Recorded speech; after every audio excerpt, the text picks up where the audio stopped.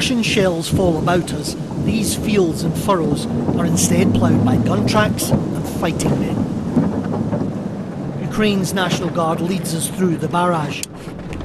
They pause only briefly and by the cover of tree lines.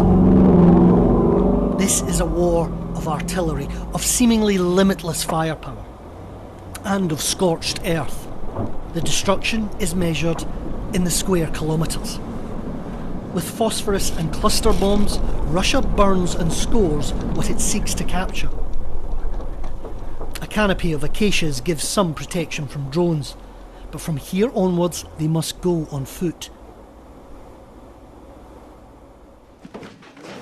When Russia advanced in July, they fell back to these bunkers. Here they are defending, for now. Look at the field to your left. They could be coming out of the woods to the firing position. How confident are you that you can hold this line, stop the Russians breaking through? 100%. We will hold it. There cannot be any other option. It's our land. We will fight for every piece of it. Our flag will be in every city on the border lines which were established in 1991. They will not have the power to change this. The breakthrough in Kherson has buoyed spirits, even as Russia's dominance in Donbass rings out loudly. But this war isn't only being fought at long distance. Q, there's a landmine here. Careful. The threat here isn't just the artillery you can hear, it's also these landmines. They're all along this pathway.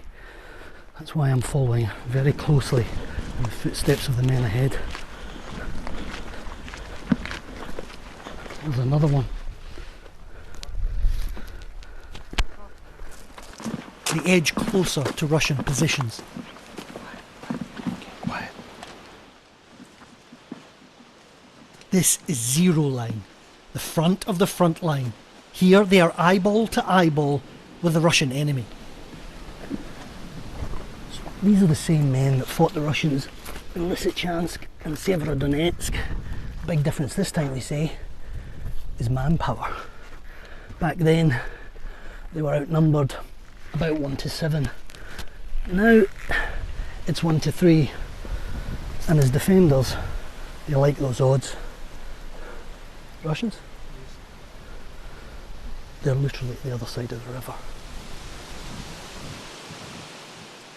The farthest point, the very edge of this conflict.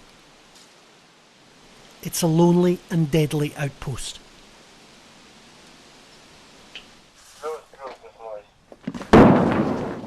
And there are more threats.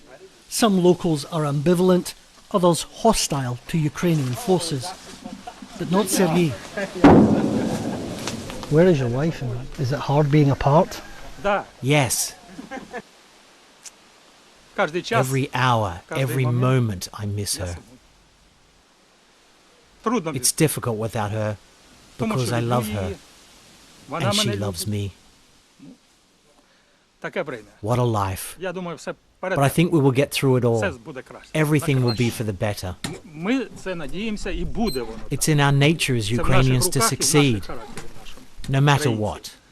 I'm not a nationalist, but I believe in Ukraine and our armed forces.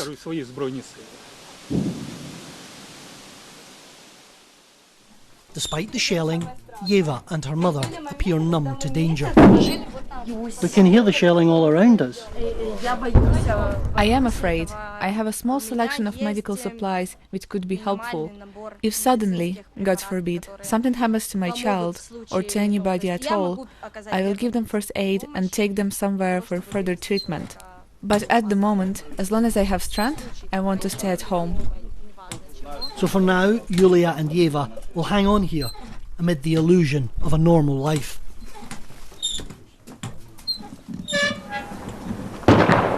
In villages and towns for hundreds of kilometres, there's no school, no work, no life. A country frozen in time and in conflict. Few live this war as fast and as close to danger as Ruslan and his team of army medics. The cost of hesitation lies all too apparent by the roadside.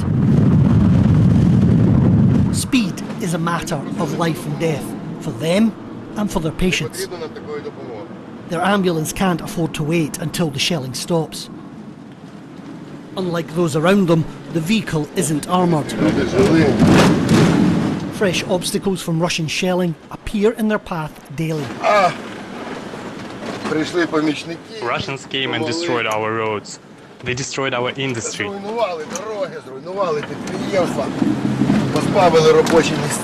left us with nowhere to work.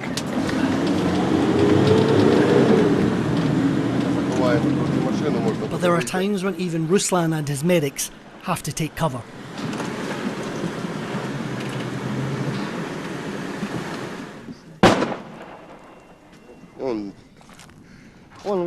Over there you can see smoke. Their mortar is working.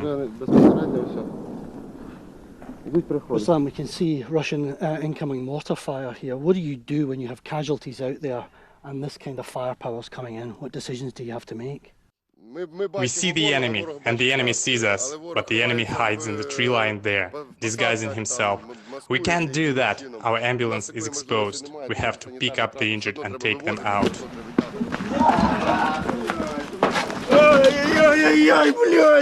Russia's viciousness is the daily burden of Ukrainian combat medics. This man curses in agony. Only moments earlier he was wounded by a mine. They're still not sure of his injuries. But in this field hospital they have an intimate knowledge of the damage that shrapnel and artillery do to the human body.